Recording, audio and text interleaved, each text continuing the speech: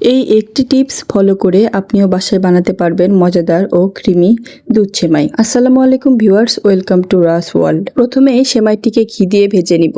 যেহেতু দুধ সেমাই তাই বেশি ঘি দেওয়া যাবে না। এরপর ঘন জাল করা দুধে দিয়ে দিব 2টি এলাচ ও 2টি দারচিনি। চেড়ে চেড়ে দিয়ে দিব 1 কাপ পরিমাণ চিনি। এরপর দুধ আর দুধের সরের মধ্যে দিয়ে দিচ্ছি 2 চা চামচ পরিমাণ গুঁড়ো দুধ। দুধটা ফেটিয়ে নিয়ে এরপর এই দুধটা দিয়ে দিব এই জাল করা দুধের মধ্যে। অনেকে দুধের যে একটা কাঁচা গন্ধ আছে, যতই জাল করে দিক, ভালোভাবে জাল করে লাল করে জাল করে দিক, দুধের ওই গন্ধটা থেকেই যায়।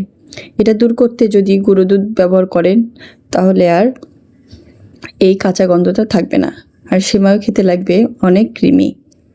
এটাই হলো আসল টিপ। আর দেখতেই পাচ্ছেন কত সুন্দর ক্রিমি হয়েছে, আর খেতেও ভীষণ মজার হয়েছে।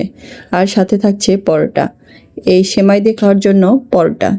এই তো রেডি হয়ে গেল মজাদার ক্রিমি দুধ সেমাই।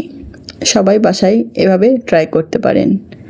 সবাই অবশ্য সেমাই রান্না করতে পারেন, তারপরেও এই টিপসটা আমি এভাবে রান্না করি তাই দিলাম।